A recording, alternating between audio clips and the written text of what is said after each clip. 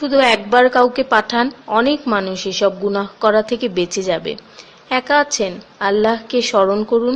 কষ্টে আছেন, মোহাম্মদ ও আলে মুহাম্মদের উপর দরুদ পড়ুন। মন খারাপ থাকলে ইয়া হাইয়ু ইয়া কাইয়ুমও পড়ুন। টেনশনে থাকলে ইয়া রাহিমও পড়ুন।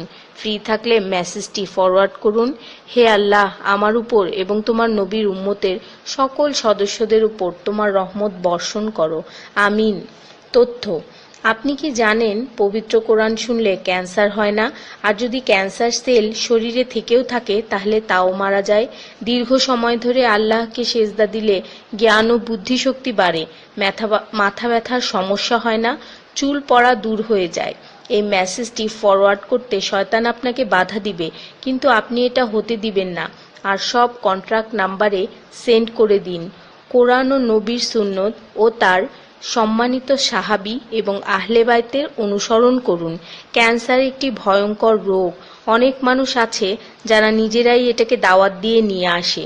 ছোট অথচ সাধারণ কিছু পদক্ষেপ গ্রহণ করলেই এই রোগ থেকে বাঁচা যায়। বেশিরভাগ মানুষ খাবারের পরপরই পানি পান করে নেয়। খাবারের পর পানি পান করলে রক্তে বিদ্যমান ক্যান্সারের জীবাণু থেকে তৈরি হওয়া ক্যান্সার সেলগুলোকে অক্সিজেন সরবরাহ করে। নবী পাক সাল্লাল্লাহু বলেছেন, খাবারের আগে পানি পান করা শেফা। খাবারের পরপরই পানি পান করা কলেরা রোগের কারণ। তাই সর্বোত্তম হলো খাবার শেষ করার কিছুক্ষণ পর পানি পান করা। তিনি আরো বলেছেন, 1 চিমটি লবণ খেয়ে খাবার শুরু করো আর 1 চিমটি লবণ দিয়ে খাবার শেষ করো। এ কথাগুলো তাদেরকেও জানিয়ে দিন যারা আপনার কাছে জীবনের চেয়েও প্রিয়। যদি কোনো ব্যক্তি ঘুমানোর সময় 21 বার বিসমিল্লাহির রহমানির রহিম পড়ে, আল্লাহ তখন ফেরেশতাদেরকে হুকুম দেন এই ব্যক্তির প্রতিটি নিঃশ্বাসের বদলে নেকি লেখা হোক।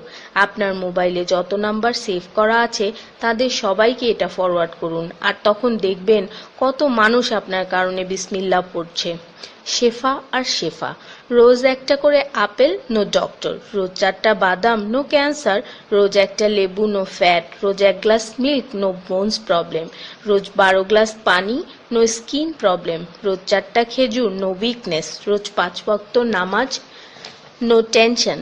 রোজ কোরআন অর্থসহ তেলাওয়াত, হ্যাপি অ্যান্ড হ্যাপি।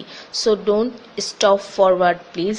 স্কিনের জন্য অজুর পানি, হার্টের জন্য কোরআন তেলাওয়াত, স্বাস্থ্যের জন্য নামাজ, আর খুশি থাকার জন্য আল্লাহর জিকির করুন।